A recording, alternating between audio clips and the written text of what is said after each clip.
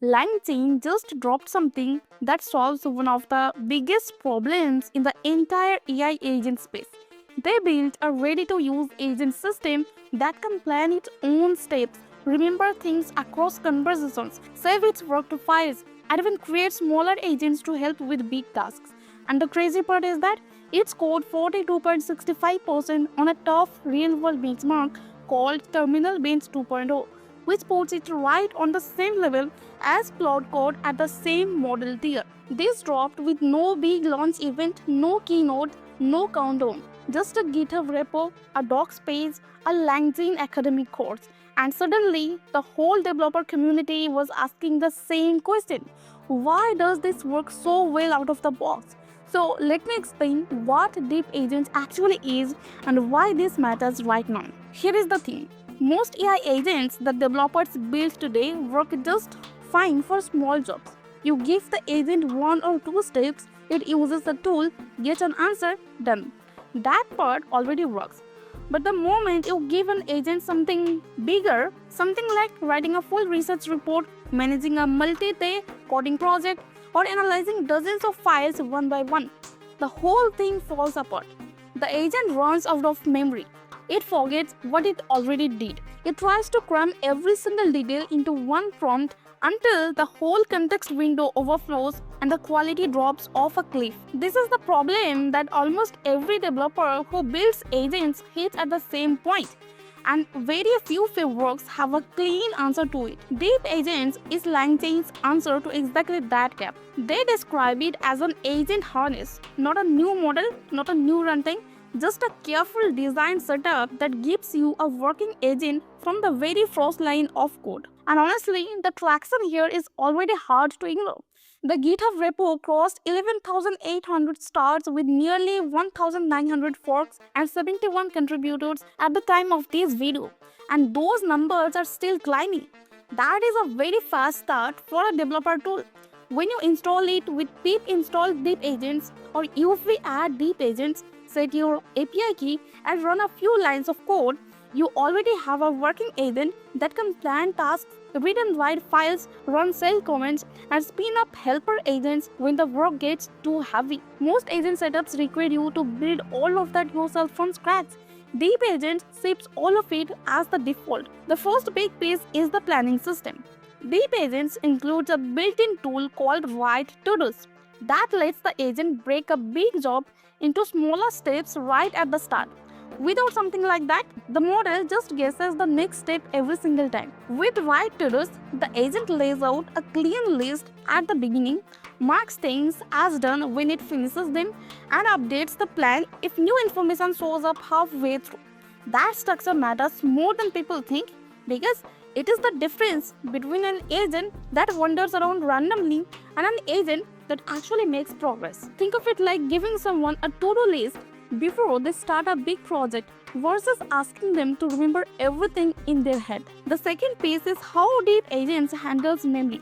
And this is where it gets really interesting. Instead of trying to keep every single file, every piece of output, every node inside the active prompt window, Deep Agents moves things to storage. It gives the agent real file tools: read file, write file, edit file, ls, glob, and grep. So when an agent finishes analyzing one document, it writes the notes to a file and moves on. The next time it needs those notes, it reads the file.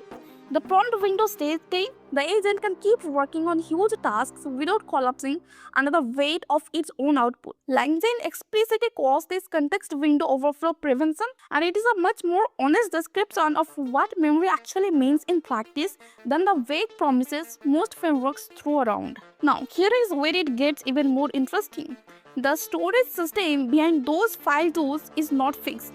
Deep Agent supports 5 different backends. The default is called state backend, which keeps an in-memory virtual file system tied to a single conversation thread. Then there is file system backend for saving things to local disk, local cell backend for real terminal access, store backend for saving things across different conversations using LangGraph's memory store, and composite backend which lets you mix them together. So you can set it up so that working files go to local disk but important memories from previous conversations stay in a persistent store that survives across sessions. That kind of setup used to take days to engineer from scratch.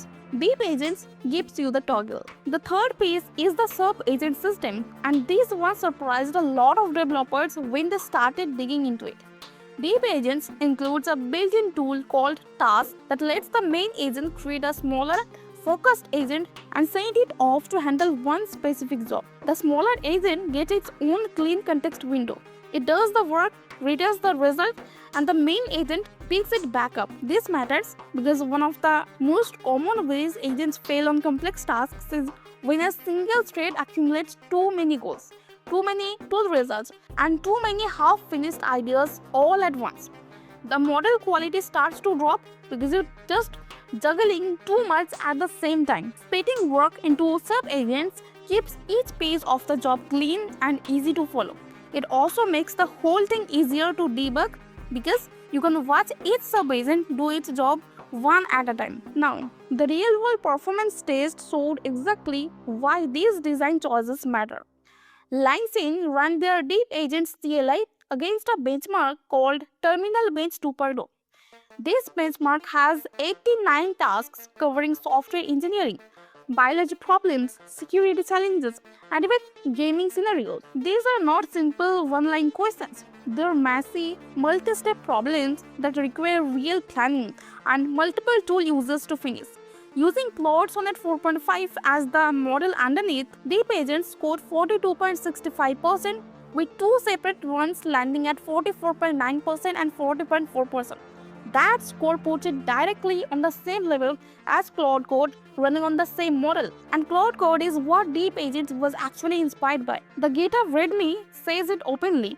The project started as an attempt to understand what makes Claude Code work so well and then make it even more open and fixable. In fairness, there are real limitations here worth knowing about. Deep Agents does not have its own proprietary hosted cloud infrastructure the way Anthropic or OpenAI do. You can absolutely run agents in cloud environments through third-party sandbox providers like Modal, Runloop, and Daytona, which the CLI supports directly, but there is no one-click deploy button to a LangChain-owned cloud. You bring your own setup, whether that is LangSmith, LangGraph's production tooling, or something you build yourself. There is also an important security note in the docs. Deep Agents follows what they call a trust the LLM model, meaning the agent can do anything its tools allow. Unlike the Codex SDK from OpenAI, which has built-in tiered OS permission levels, read-only, work-specified, and full access modes, Deep Agents expects you to set your own safety boundaries at the tool and sandbox level. That is not a small thing if you are running agents on untrusted input in production, so it is worth planning for from the start. What I'm curious about now is how fast teams start using the composite backend setup in production and whether the benchmark score holds up as the community starts throwing harder and messier problems at it. The planning tool and the context management approach are the two things that could push this into standard use across serious agent projects. Drop your thoughts below, make sure you are subscribed, hit the like button, and I will see you in the next one.